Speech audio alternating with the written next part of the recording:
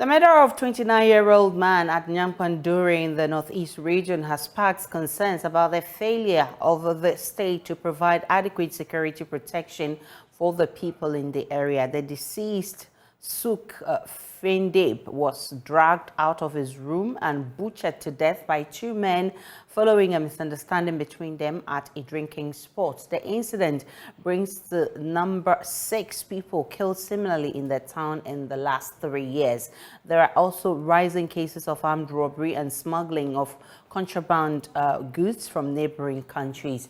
The residents are calling on the Inspector General of Police to ensure the return of police personnel for timely protection of lives and properties in the town.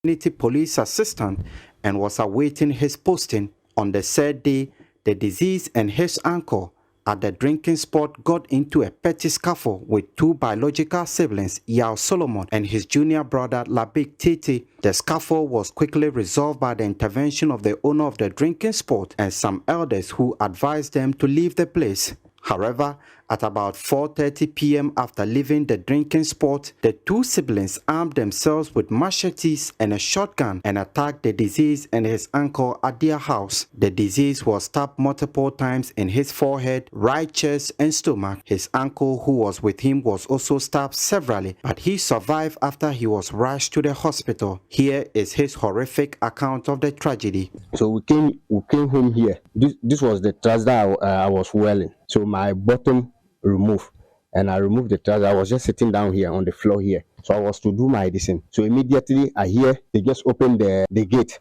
Pow! Today is today. You people, this is your end of the end of your day. We will kill you people. Sakoka removed knife, and the junior brother Tete, he also removed knife. And Sakoka pulled in his shirt like this, and he was showing me something.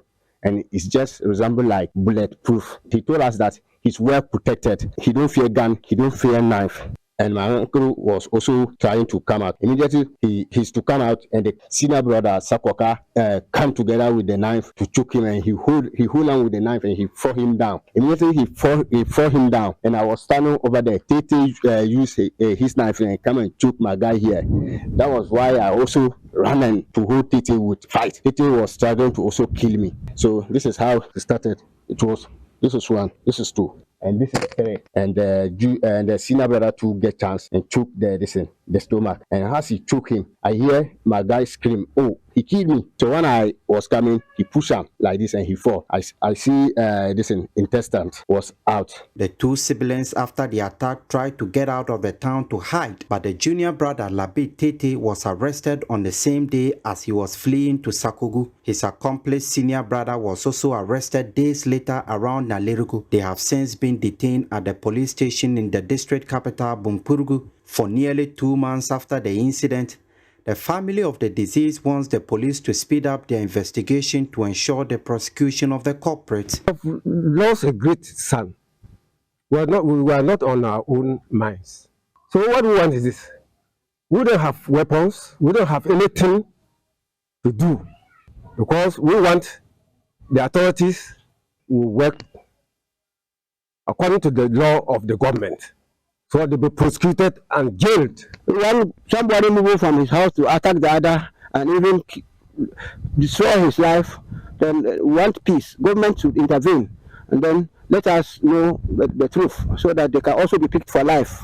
We now see that it is more or less delaying. So we are appealing to the Ghana Police Service to fast track things and then make sure that the case is taken to the High Court so that justice would be done. I must say that the family is not happy with the way the people are still at Bumpurgu police station.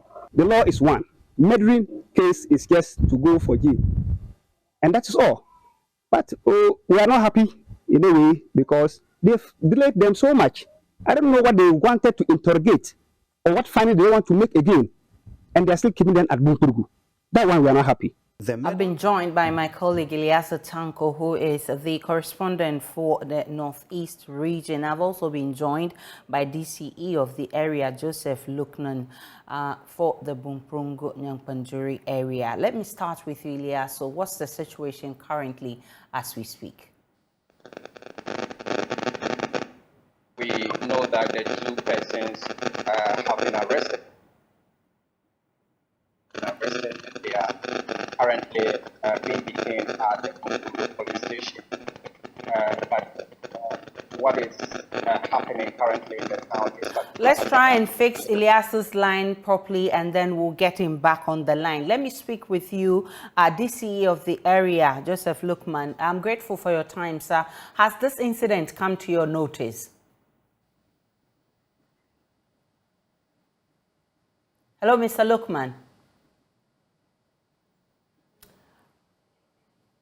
Mr. Lukman, kindly unmute for me. Yeah.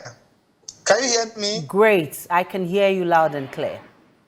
Good. Thank you so much. Yes, this incident has come to my notice, and the district police commander, with the help of the the witness, they were able to get the suspect. And according to the police commander, docket and everything was prepared, and they are being processed in court. So what we did was to talk to the family to have a little bit patience whilst they allow the law to take for them to follow the due process to ensure that the justice is being done. So we are told that this is number 6 of these kinds of murders in the area within the space of 3 years. What have you done about this all this while?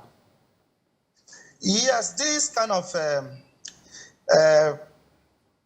let me say, malpractices or bad incident is as the result of this inadequacy visibility of the police. But what I've done is that there was a police station in Nakpanduri which has been closed down for over 14 years now, but we've been able to renovate the police station. We've been able to furnish the police station, and we applied to the IGP through district police commander and regional police commander. Then instruction was given for the district police commander to inspect the project and submit an inspection report. And it was done because the police commander, together with my district coordinating director and the engineer, they did the inspection, and the report has been duly submitted. So last week, my district police commander informed me that they'll be sending us policemen to be stationed in Nakpanduri now. And Minister for Interior has also given us an assurance that they'll be giving us some number of FPU policemen. Some will be stationed in Nakpanduri, others will go and augment the Bumprungu team. All right, Ilyasu is back on the line. Ilyasu, paint a picture for me how the town is looking right now. Well, many people are really not shocked. Many people are really shocked, but they are not surprised. As you put it before the DCE, this is about the steep time that someone has been killed in this manner. And so they have been concerned about the failure of the state actually to provide adequate security protection for the people there. And so the people are now asking the district authorities to ensure that the police station that the district chief executive has just mentioned should be put into use. Actually, this particular police station was closed down some 14 years ago over the activities of the notorious bandit leader Johnson Combien and his gang. Since then, there have been less police presence, and there have been multiple crimes being reported in this particular community. And so as part of the measures to re-establish the state security presence in this particular community, that is why the district assembly decided to build this particular police station to ensure that the police are present. Actually, there are less than 10 police officers in the whole of the Nakpanduri area.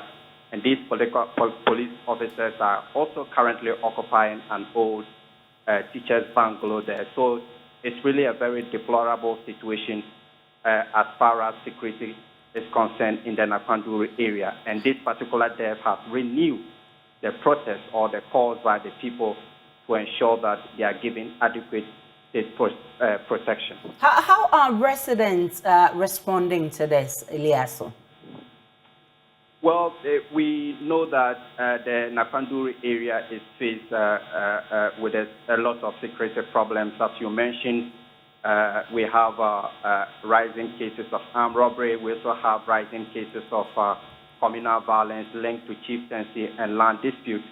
And quite recently, the area, as we understand from the national security sources, is also currently facing threats of terrorism, because the national security told us that the camp in that area, they have noticed that some armed men are trying to occupy that particular area. And so all this is what is making the residents in the area very apprehensive.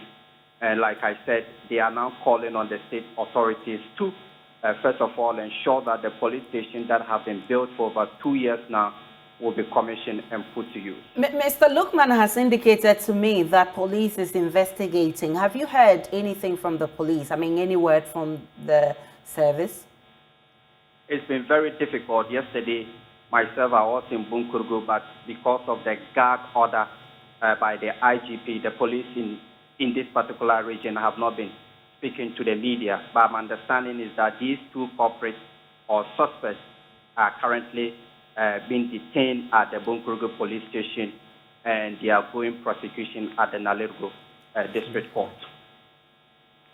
Well, Mr. Lukman is also here with me. He hasn't left yet. Mr. Lukman, I'm asking about DISEC. What has DISEC done so far about the situation, especially when we're told it's been happening for about 3 years now? Yeah, DISEC is on East Coast.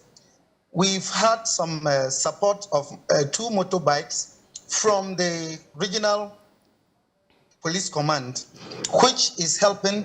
We also have 2 of our vehicles that do patrols in Bunkurgu and Nakpanduri township stretch. And then we have FPU, about 6 policemen. But now they are adding about 37. That will be coming. And when they come, most of them will now be in Nakpanduri. What we did was, during the Christmas up to now, we requested for some numbers, and they sent us some 8 constables. And they are stationed in this particular police station that we are talking about. Not being operationalized as a police station, but they are staying at that place to augment the visibility and then day-to-day work. Meanwhile, they report back to Bunkurgu police station. So what I can indicate is that we have regular monitoring, regular meetings, and then we engage the community leadership to tell us whatever they suspect or any incident that they think if we don't attend to. And we want to also indicate that DISEC alone will not be able to resolve this kind of bad behavior. We are calling on the community leadership and the youth to volunteer information on time. We also have a military detachment in Bunkurgu. They've even increased their numbers now. And they've given them about 5 motorbikes, and they patrol in Nakpanduri, Bembagu, enclave up to the Bunkurgu, that's the district capital. But if you look at the nature of Nakpanduri, it's another town. The scarp stretches throughout. So we really need the police station to be what? Operationalized. Like I indicated, we've done our work as a district. We're waiting on the police administration to operationalize, send their team to come and stay there so that to work, so that we can support them with whatever thing we can, so that these particular things can be stopped. With the latest incident, Eliasu indicated that it's been difficult getting information from the police. I mean, being the DCE, have you heard anything from the police? Yes, for me, they told me, and then they suspect that they picked. So, and they said they are doing investigation, and then they've gone to court. So for whatever they are doing, you know, it's not everything that they can just come and open to the public. So for me, I know they are doing their work at the moment. We are waiting to see what the court will do. And the family of the late is supporting in the police with whatever information that they also have. All right. I'm grateful for your time. Joseph Lukman is DTE of Bumbrungu, and Eliaso is our correspondent there. He's been bringing us some updates. Let's come back to the Ahafo region because NDC parliamentary aspirants in 5 out of 6 constituencies in that region have been vetted. The process is expected to help the NDC put its best foot forward during the 2024 elections in a region where they have only 2 parliamentary seats. But the process was not without allegations after an alleged disqualification over forgery. Precious Semevo has more. In all, 11 parliamentary aspirants in 5 out of the 6 constituencies in the Ahafo region have gone through the vetting process in Goso to stand on the ticket of the NDC in the upcoming 2024 elections. There were no female aspirants in the near peaceful vetting process so far in a region where the NDC has only 2 parliamentary seats and will be aiming at increasing their numbers. While incumbent Collins Dada of Asutifi South is going unopposed upon Frimpong filed to challenge the incumbent Eric Opoku for the Sunafo South seat. But that appears a tall order as Mr. Frimpong, the former district chief executive for Sunafo South, is alleged to have been disqualified over 25 alleged forged signatures on his nomination form. Niboy is the Sunafo South Constituency Elections Director. Honorable Frimpong, former DC for Sunafo South. So after he has submitted his forms, then we have to go through. At first, we are having their branch executive forms. So we have to compare the signatures on the branch executive forms as compared to that of his nomination forms. So after the comparison, we saw that he had forged some of people's signatories. Then we petitioned the vetting committee to consider those things. And after the vetting, they made a decision that he has forged people's signatures, and that's against the rules. So they have ruled him out of the game.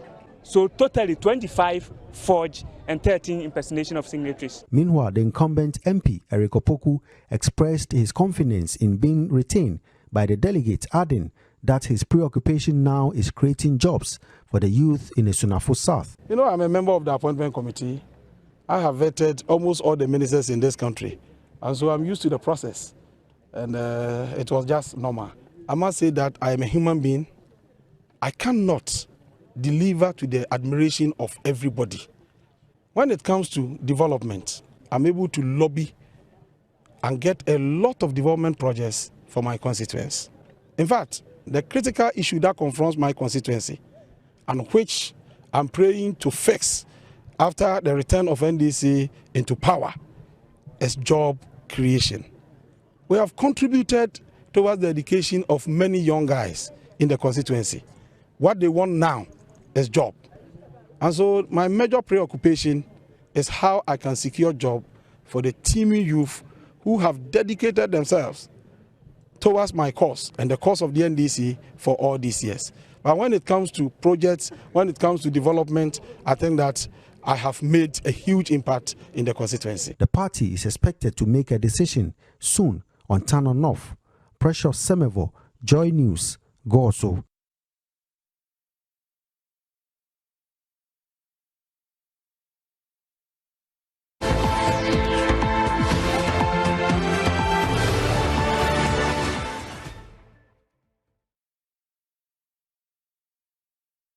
Let's now talk health. 1 in 87 children under the age of 3 in Ghana is autistic, despite limited statistics on the prevalence of autism.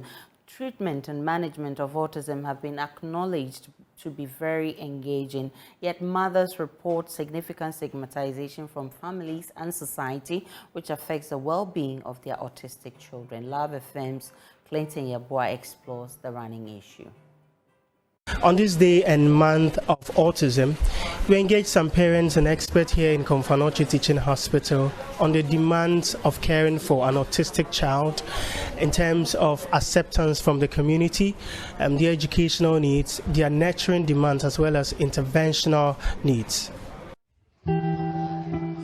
Kwesi not his real name, is a 12-year-old autistic child in Kumasi. He was diagnosed of the disorder at age 2 after showing signs of the neurological and developmental disabilities. His difficulties with social interactions and communication, violent and repetitive behavior compelled his parents to withdraw him from school. The worried parents sought after religious solutions to cure him, but only ended up being duped of their monies. Felicia Amoa is the mother of Kwesi.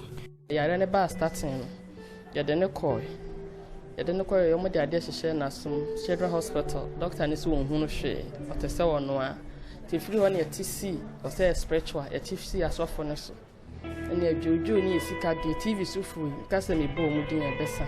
But a quest city will be to major 1,000, 2,000, and so you who's the Kenyan answer. The situation is no different for 11-year-old Yao, also not his real name. Nanushani, the Cassa and Yadria, ne tro, Nisha. Say, even you have a hospital cry now, 1 man a dread. Trade man say, young for man on say, Nipan, year no pa, what if on Numuda. No, good and cry over a minute drone. Or to us, I know what did Papa.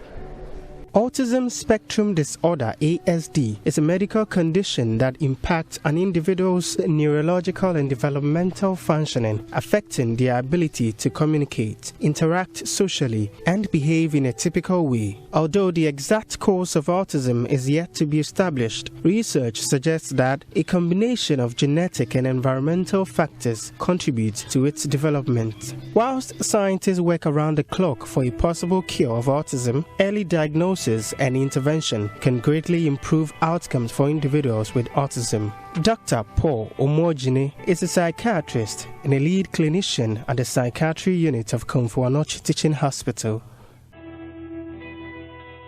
Unfortunately, this is a condition that hasn't really been given the attention that it needs in not only Ghana and sub-Saharan Africa, but globally. They require a lot of modification to their environment and the people around them to be able to accommodate them and to be able to help them achieve their potential, because they do have a lot of potential. Behavioral, speech and language therapy and medication have been identified to manage certain symptoms of the diseases. Art therapist at the Kumasi Teaching Hospital, Dr. Jennifer Kuni, advocates for the incorporation of art into the care regimen for autistic children.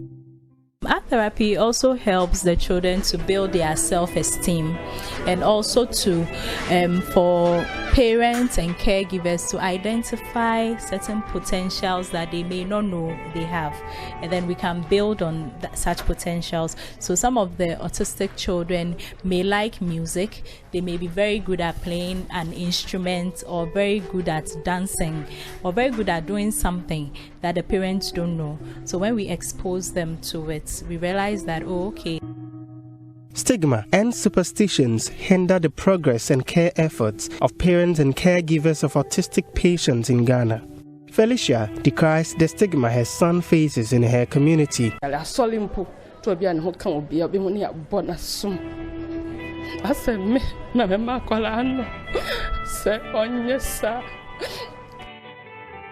Themed Don't Try to Change, Start by Understanding, this year's World Autism Day seeks to create awareness on stigmatization associated with the condition, debunking claims of the diseases as a curse. Dr. Pearl Edu Nyako of the Department of Psychiatry, CATH, reiterated calls for an inclusive care to eschew stigma and rejection. Children with autism are not a curse. They have strengths and they have weaknesses. Take them to any facility that has mental health professionals or a psychiatrist available. We'll first assess them. We'll be able to determine their strengths and their weaknesses, and then we can help them. Those who have problem with speech, we'll assess if they need a speech therapist, we get them one. Gradually we work towards them being able to talk. Those who have problem with taking care of themselves, an occupation therapist will work with them so that we teach them bit by bit how to care for themselves. Reporting for JoyNews, Clinton Yeboah. And while the city is losing its green cover, drainage systems are peaking in their dangerous states. This is a worrying state as residents complain and express disappointment in the once glorified garden city. Still in Kumasi, Live FM's Clinton Yabua explores the situation. Known for its green setting and vegetation, Kumasi, the capital city of the Ashanti region, earned its accolade, the Garden City of West Africa, by the late Queen Elizabeth II during her visit to Kumasi in 1961. The Queen might have compared Kumasi to several West African cities and admired Kumasi's environmental beauty, but the Garden City status in recent observation appears to be on a declining spree. From 2001 to 2021, Kumasi lost 1.21 hectares of tree cover, equivalent to a 42% decrease in tree cover since 2000, and 567 knots of carbon dioxide emissions. Many parts of the zoological gardens spanned across the city, like the Adesheman Gardens, currently serve as trading spots. The Kejetia roundabout, which gave the Kumasi city center a green site worthy of admiration, is lost. Additionally, drainage systems in the city are in their poorest conditions. So this is one of the sites eroding the image of the Kumasi city. Where we are standing is not a dam site, but a gutter that has been infested with waste of all kinds. Our intel tells us that the waste stretches from here in Akwetia line to Abu station, and that's quite a long distance. The situation is worsened in the rainy season as areas including Alonga Junction, Abinchi, Takojom and Bremai record flooding. Ayana suo tobe bre wallahi uba no ho ba ho fiene ni nyira efiri kurum e de aba ho nti e ba gota no inside the betima wura de akono entimi ko na ejina se ya menyezum la ba tambia meyezum la aduma menyezum la ba tambia meyezum la aduma ayana suo to a ade chia na me ba de semisisa bola no ne nyina akogo na ma ye meduma kuma se da time pa ina so enyo bia obofo na mo tete enfin football megu ya ni pano ayefi ya na ya regum yinya se ye be bia ye aduma ene bia didie ye na se bo ho ban e bibia na se robo bia na pe that's ban ni regum. The green cover and vegetation are acknowledged and encouraged around the world due to global efforts to fight climate change. As a result, the Lands and Natural Resources Ministry initiated the Green in Ghana project to plant millions of trees across the country. Overall, 7 million seedlings were distributed, and we have the list of the original distribution that was done. This 7 million is what we distributed, yes, and we can attest to the fact that almost everything was planted. In fact, there was very high demand to the extent that at a point in time we even ran out of the seedlings. The Bantamahene Bafo Owusu Amankwetia VI is worried about the dilapidating status of the once acclaimed garden city. Kumasi was the garden city of Ghana. But now when you come, you don't see anything. It's like confusion everywhere. Not only is the situation defacing the positive image of Kumasi, but it is also slowing down the conscious efforts to fight climate change. This is a wake-up call to all authorities and stakeholders. Reporting for JoyNews. And still to come in business, internal auditors to pursue public sector workers using state vehicles for unofficial duties. We have details from our business desk. Structure for public workers. Another objective is to also reduce the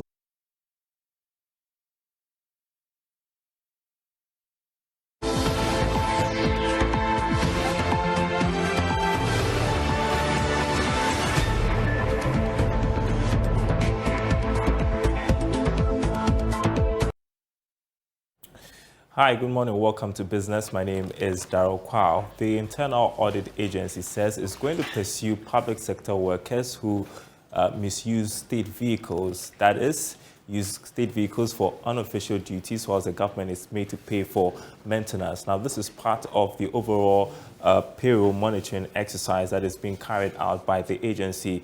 Director General Dr. Eric Odosai has been speaking to journalists. implication is that government contribution to SNIT will be on the increase. In SNIT's own books, they may think that government owes them. But when you do the audit well, you realize the government does not owe them after all, or the amount should be lower. There are also instances where SNIT pensions increases unnecessarily because persons who are supposed to be on retirement they will still be in active service. So you get SNIT paying their pension and central government also paying their salary. There are instances where people have made themselves car contractors. They give out car documents for people to use to access car maintenance allowance. Once they get their names on the payroll, they send the document back, and that is it. We are going after all such people. Please, if the vehicle does not belong to you, make sure you don't bring it for car maintenance allowance. DVLA will be working with DVLA for continual justification of ownership of vehicles to enable you get government car maintenance allowance. These are some of the issues in the system. And I think that if all of us, we work hand in hand to clean up the system, government compensation budget will be, it will come to the barest minimum, and probably going into the future, there will be no need for us to go to IMF because we will make a lot of savings on the government compensation budget and free some resources for other development projects. All right, our next story takes us to Ashanti region, to Kumasi, to be specific, and the prices of tomatoes are going up there once again. A box which used to sell at 600 cedis now going for 2,500 cedis. Now, the traders are blaming this on attacks on farmers and importers by militant groups, also on a high exchange rate. Here's more from there. A retailer at Racecourse Market says pieces of tomatoes sold at 10 Ghana cedis now sell at 50 Ghana cedis. She says the sharp increase in prices is adversely affecting businesses in the tomato value chain. 10 cedis in Amidjilan, we first now at 10. 5 cedis will be to out in Micham and 50. Uchamu will be a nye. The tomato market is visibly empty as compared to previous periods. Importers blame the hikes in prices on the continuous attacks on farmers and transporters in Burkina Faso by militant group Boko Haram. They say some farmers have been killed and others have fled for their lives. An importer, Ekua Mansa, recounts how they were attacked and says farmers killed instantly, making them lose a huge sum of money.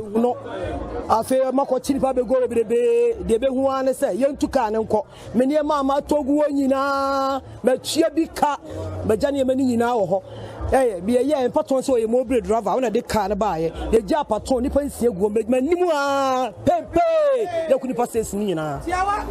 You couldn't pass Nina, I saw Pamia, Meniama, Mintos and Machiaka, Mijan toast me front, but Jenny in our home. My Jan toast Nina on them 2 cars I buy. The Tibokina, they said, you walk on easy.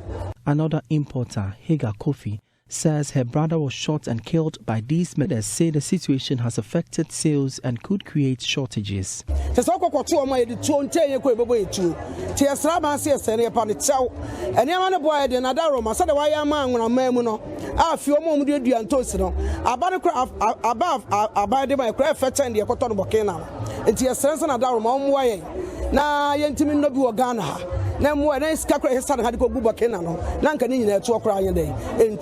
The market queens for tomatoes in the Ashanti region wants the government to increase One Village, One Dam initiative and invest heavily in tomato farming. They also want the government to stop the free fall of the cedi against the CFA to avoid further hikes in the price of the tomatoes on the local market. Market queens Abna Sewa and Hajia Mensura are upbeat of the economic potentials of tomato production when given the needed attention.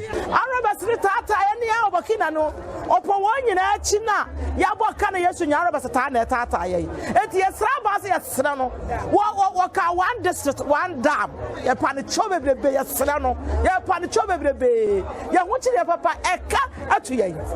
Duty BBA Piano border so atamsi 2 nti amanu amano wo kwa na wo ton se wo bedura en sembebre nti e besra ban wonhwe muma e pa e be yi akura ka won freye na woni entena se ne enkyire no mu na afi wono a wohunu kwa obefa so a ebeboa yen ama yatimi aye because kwan bia so edu season we aga na haye no bi kwa na ebekwa akofa aba. Elkuma Leaks reports for JoyNews.